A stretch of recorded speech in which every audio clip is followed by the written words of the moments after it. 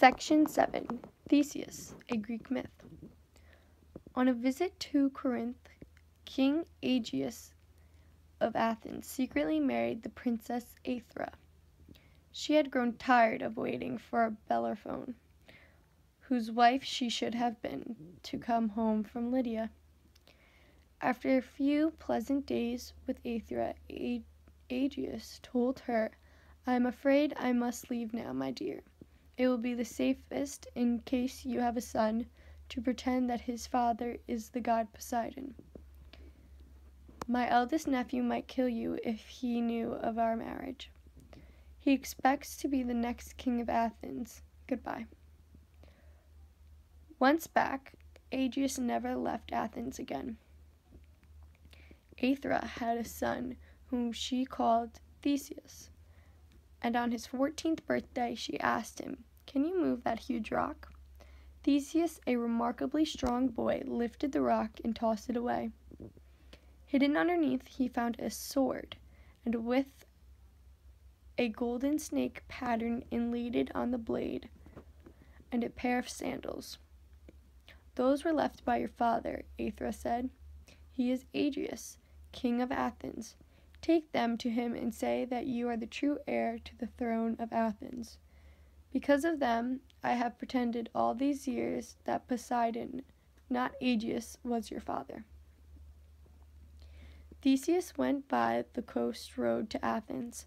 First he met a giant named Theseus, who had the horrible habit of bending 2 pine trees down towards each other, tying some poor travelers to the top by his arms, and then suddenly letting go.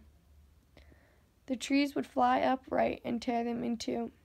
Theseus wrestled with Theseus, threw him senselessly on the ground, and then treated him as he had treated others. Next, Theseus faced and killed a monstrous wild sow with tusks larger and sharper than sickles. Then he fought Procrustes, a wicked innkeeper who lived beside the main road and kept only one bed in his inn. If travelers were too short for the bed, Procrustes would lengthen them with an instrument of torture called the rack. If they were too tall, he would chop off their feet, and if they were the right size, he would smother them with a blanket.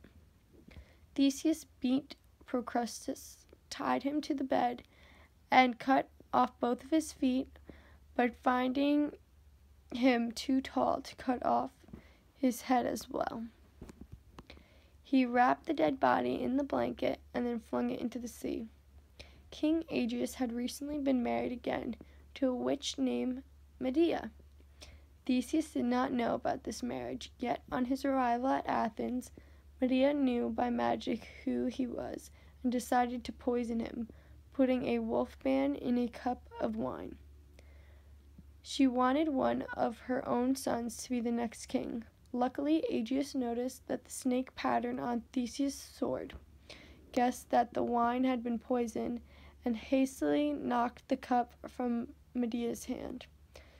The poison burned a large hole through the floor, and Medea escaped in a magic cloud. Then Aegeus sent a chariot to fetch Aethra from Corinth and announced, "Theseus is my son and heir."